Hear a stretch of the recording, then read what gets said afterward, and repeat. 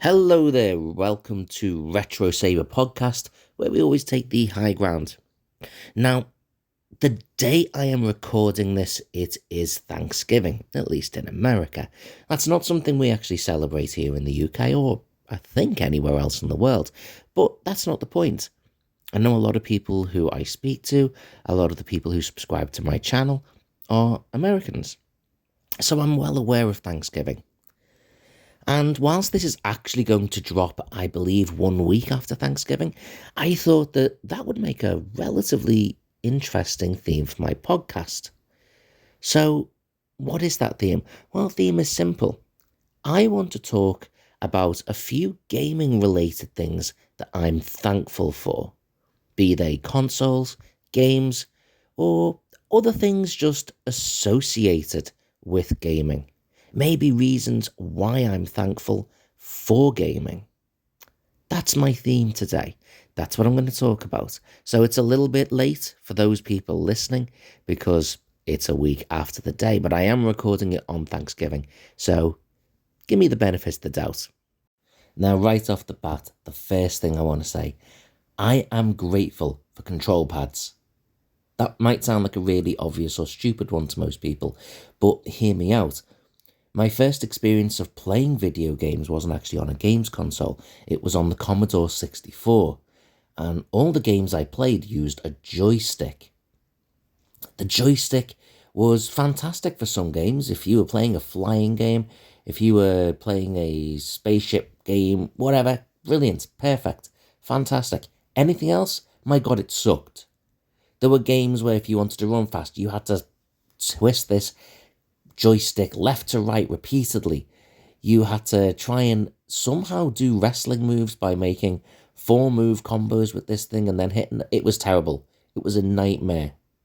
The first time I actually held and used a control pad was on the Super Nintendo Entertainment System, the SNES, and oh my God, it just felt like a breeze by comparison. When I used to use a joystick, by the time I'd finished playing a video game, I felt like I'd done cardio. My arms were hurting, my muscles were aching, my neck was tensed up. After then playing on the Super Nintendo, using that control pad, it felt like casual relaxation. The game itself might still cause me stress, but oh my God, if you haven't used some of those old joysticks for some of the older games, you don't understand the amount of strain and stress and pressure that came with it. And while we're on that point, I'm going to throw in something else that I'm grateful for. I'm grateful for cartridges, not discs, cartridges. The only current live console I think that uses a cartridge is the Nintendo Switch. But back in the day, again, when I first started gaming, games were on cassette. And you had to load that cassette and you didn't know when it was going to load. Sometimes it would click and reach the end of the cassette and it still hadn't loaded. You didn't know if you turned it over and carried on. Sometimes if you played a game and you died, you actually had to rewind the cassette, guess roughly the right point, press play again, and had to reload it just before you could use your next life. It was barbaric and painful. And even discs, by the way, which most consoles still use now. Bear in mind, cartridges came out even on things like the Commodore 64. They were rarer, but when they used them, no loading times, no waiting, no reloading. Cartridges were the norm for Nintendo consoles, apart from the Nintendo GameCube. When the PlayStation came out, and even the Xbox, loading times were a nightmare, not compared to the Commodore 64. But you still had to wait and load in between fights, in between levels.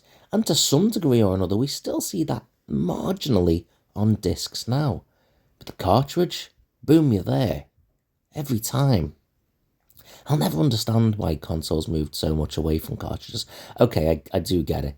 The graphics, the capacity on a disc is better. The sound is probably a bit better as well.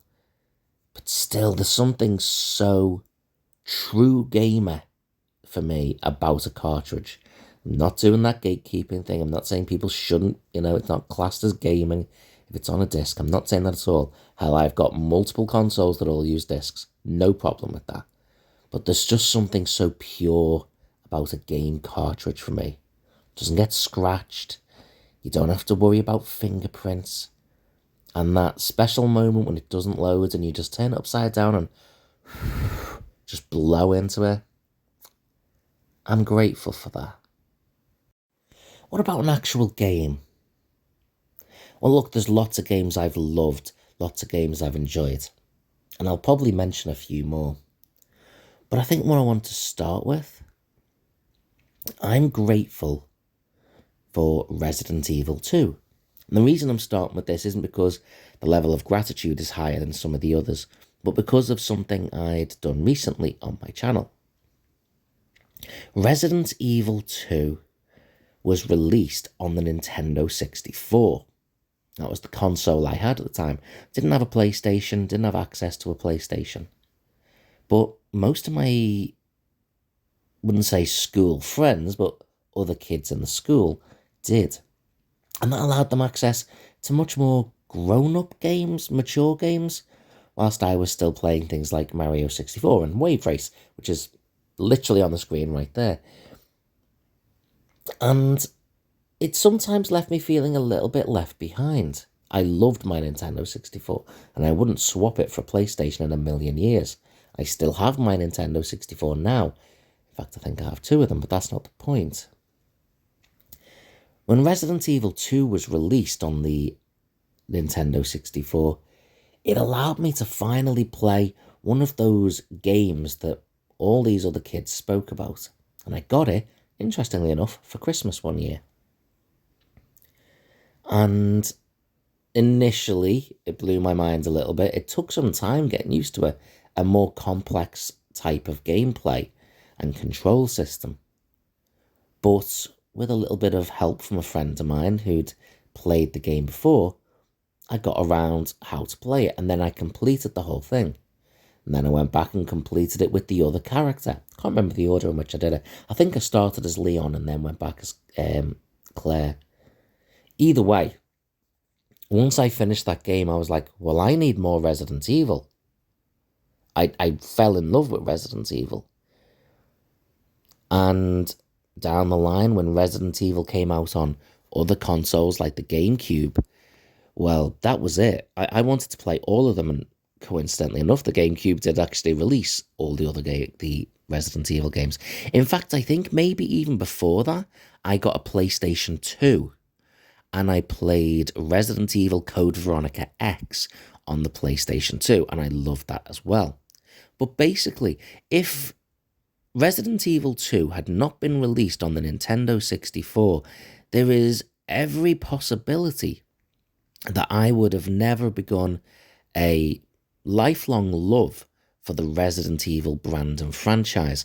And yes, I'm not as much of a fan of the newer Resident Evil games or the newer remakes, but if you've watched my channel at all, you'll know I am a fan of Resident Evil. You'll have seen gameplay, you'll have seen reviews, and expect a lot more of them to come in the future, by the way. So yeah, Resident Evil 2, your release on the Nintendo 64, I am very thankful for. Sticking with games for a minute, there's a sort of double whammy of games that I really, really want to express a gratitude for. And that was WWF WrestleMania 2000 and its sequel, WWF No Mercy, both on the Nintendo 64. And I have a huge number of reasons to be thankful for these two games. First of all, they were both amazing wrestling games, and as a huge wrestling fan, that means the world. I'd played lots of wrestling games up until this point, and the only ones that I would consider truly great games were the WCW ones until now. Then these two games came out, they were fantastic WWF games with wrestlers I loved. Brill. That's by the by, that's a separate point. However, these two games got me through a lot of important moments. I saw in the year 2000, the turn of the millennium, playing one or other of these games with my best friend, and it literally saw me into the millennium. I wasn't a big outgoing person that wanted to go to massive parties. I just wanted to spend some enjoyable time doing something I liked with one of my friends, and that game was what we both chose to do. But it goes much more past that as well. As a student, I lived in this one little room on my own. And apart from the times of the month when I had money and could go out with my friends, a lot of that time was spent alone. And a lot of that time I got through sitting and playing on my Nintendo 64, and especially No Mercy. The year after, I actually moved into a house with a number of friends of mine. And me and one of my best friends, we entertained ourselves, having no money whatsoever the majority of the time, by playing No Mercy. We even set up an entire calendar of events, working through a pay-per-view schedule, creating pay-per-views, creating our own characters, creating WCW invasions, everything. That entire year was spent playing that game in one way or another. And going beyond that too, there was the creator wrestler modes, and I created loads of wrestlers, Memnock the Devil and Rage and tons of others with various names, Nick Skill, as cheesy as that sounds. But there's one particular character I made that really stood out. I won't mention the name right here. It might be something I do further down the line. But I created, alongside my friend, a character. We made a tag team. They effectively looked like the Hardy Boys, mixed with a few other influences. The names were two different names for a Greek and Roman god. Two names for effectively the same character. And that character I created moved much past that game to being something I use as an online gamer tag. Every game I made, I bought after that. If you had to create a character, I created the character with that name, with that persona and appearance, presentation, style. And it very much became something beyond gaming. I even had a football shirt with that character's name on the back as well. It became a sort of variation of my own persona, and that all came from that game. It's incredible when you think about it, what games give to us, what we can take from them. And those two games got me through a huge period of my life and gave me a lot back. It's strange. It might seem a little bit unusual to some, but yeah, I literally created an idealized version of myself, of the person I would like to be if there was no need for the real world in that game. And I took that into various other video games going forward. There's been lots of other games that I'd be thankful for because of just how great they are. But I think one other game I'd like to mention specifically is Super Mario All-Stars. Super Mario All-Stars was one of the few games ever that I was able to sit down and play with my mum. My mum had played games before. She would often confiscate my Nintendo Game Boy so she could play Tetris, for example. But even then, it was either she was playing on it or I was. When I got the Super Nintendo, and I got it with Super Mario All-Stars, we both sat down and played some of it together, specifically Super Mario Bros. 3. We're working around the map, unlocking levels together. And as frustrating as it was, her compulsion that she had to pick up every single coin, not realising, no matter how many times I said it, that you don't actually need to do that to finish the level. I still have those memories of being sat in the back room, Super Nintendo plugged into the telly on the weekend or even in the evening sometimes, playing Super Mario Bros. 3 with my mum. And I think looking back at times I wanted to just play on it on my own. But I'm so glad now, as an adult looking back, that I have those memories, even more so than when I plug in Super Mario Bros. 3 now, whether I'm playing it on Super Mario Bros. All-Stars, whether I'm playing it on the Switch as an emulator or on the SNES Mini that I have, it doesn't matter. Every time I play it, it's a way of retreading through, revisiting those memories that I value so much. Moving away from that a little bit now, something else I'm thankful for: free DLC. When a company makes a game, and I mean makes it so that it's a full, complete game, none of this, oh, you'll get the rest of it as it goes along. I mean a full, complete game. And yet they do minor updates for free. And I don't mean minor updates as in there was something broken in the first place. The game was fine, but they decide, here, have a little extra. Have this, we'll give you that. That is incredible. I love that, and I'm always so thankful. It doesn't matter how minor the update is. It doesn't matter how minor that little, here's an extra little character. Have that for free. Even in game modes I don't even play. Sometimes I see DLC comes through on WWE 2K23, and it's just a minor tweak to one of the game modes I don't even play. And even then I'm like, that's cool. I'm not going to play it. It's not going to matter to me. But I appreciate it because we live in a world now in gaming where everything is overpriced. That games console, way too expensive. Each game you buy, insane that it costs that amount. That's just borderline offensive that it costs that amount. And then when you plug it in, half the time it's not even completed yet. There's still tons of stuff that they're going to have to fix with bug fixes and patches and stuff down the line. And then they want you to pay for DLC because they couldn't be bothered sticking that content in the start, or they deliberately held it back so you'd have to pay even more. So, with all that being said, when DLC is free, when these little things, even when it's DLC that was paid for content at one point, but they have the common decency when they see it's not necessarily selling as much, or the next game's come out, to say, go on, you can have that now. That's brilliant. I think a similar thing happened to me with Assassin's Creed Odyssey. I had the game, I hadn't played it for ages. I got Valhalla, hadn't played that for a while. And I went back to Odyssey, and suddenly the game said, oh yeah, there's all this stuff for you to download. And I was like, well, I haven't bought any stuff. And they were just giving it away.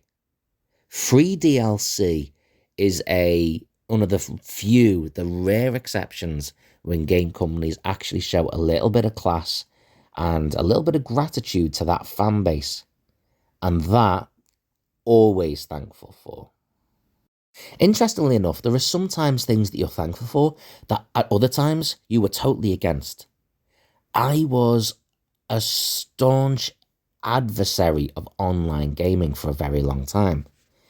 I love playing with my friends on video games. I love being able to share video games with family and friends. But I want them there.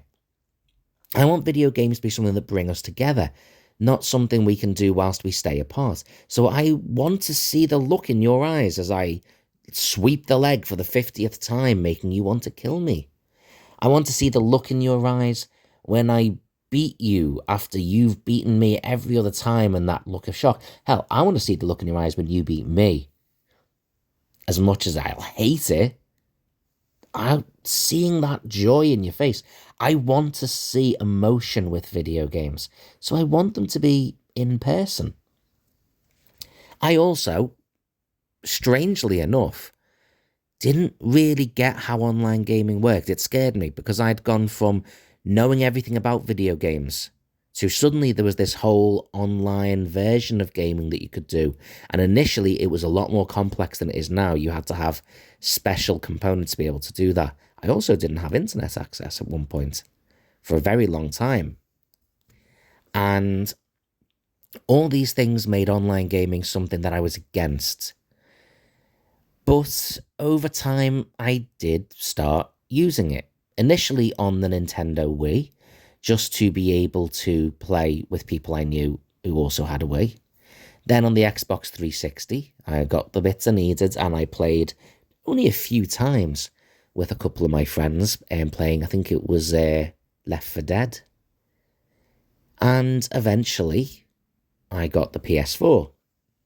And my nephew, known on YouTube, the Gaming Lord 04, please go and check him out. He played online already, and especially Destiny 2. which I did not play at the time, but he roped me into, and I'm sure you'll have seen me play it.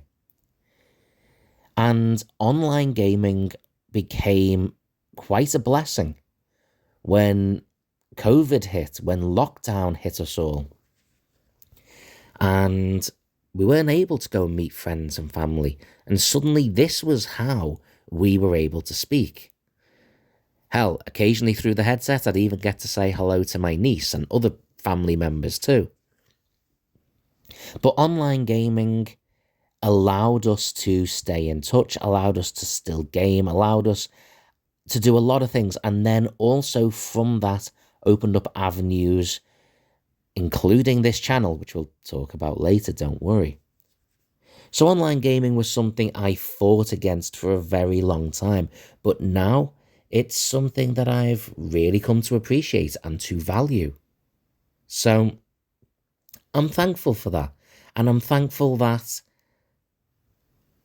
I was able to overcome my own fears about this technology I didn't know, was able to overcome that pig-headed, staunch attitude, ignorance, whatever you want to call it, old-fashioned, that I very much held on to.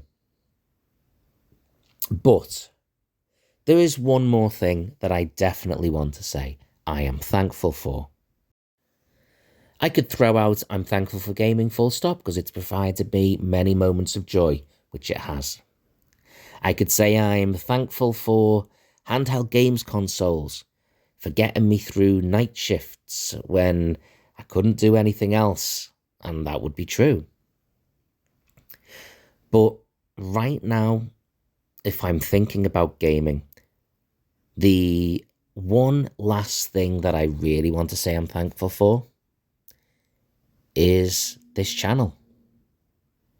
And again, broken record stuff here, but I do want to give a bit of a thank you to the Gaming Lord 04, who was very much the motivation for me starting this channel. We started up our channels properly kind of together. But for me, this channel has become more than a hobby. It's become kind of a lifeline.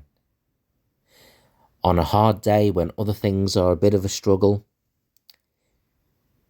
seeing how saberduelgaming is progressing, getting on and making another video, despite it being an effort sometimes, and it is a lot of hard work trying to keep the content going, whether that be streams, gaming and chills, whether that be making videos, making shorts. It's something that I've been able to watch build and progress. And the people that have subscribed to my channels, the people that throw comments or thumbs up on any video are so appreciated. I'm so thankful for those people. The people that jump in my live streams and chat away to me about the most random stuff. I'm so thankful for those people. I won't mention names because it wouldn't be fair, because I guaranteed I'd forget one, and that's not okay because they're all so valued. All the people I've done collaboration videos with, I'm so thankful for their input and taking the time away from their own amazing channels to contribute towards mine. And they don't have to do that. I'm thankful for saberduelgaming and for every single person that has influenced it, liked it, watched it, subscribed to it, commented on it. I'm thankful for you. Yes, you, specifically, you, right now in this moment. Without you, when I am speaking into a mic, or like right now, just speaking into a phone, recording this content, that's all it would be. It doesn't matter without having someone at the other end receiving that communication. Without you watching my videos, without you listening to my podcasts, without you joining my streams, it wouldn't matter if they were happening or not. You, the people listening, watching to saberduelgaming, are what gives Saber Duel Gaming value? What gives it importance to me? So I'm thankful for you. And I want you to know that whether it's a watch, a listen, a like, a comment, everything you do for my channel, for me, is appreciated and valued, and you matter. On that note, I want to say to all those that celebrate it, a belated happy Thanksgiving. I hope you had a fantastic holiday, and now as we march towards Christmas, have a great week, have a great month, and take the high ground.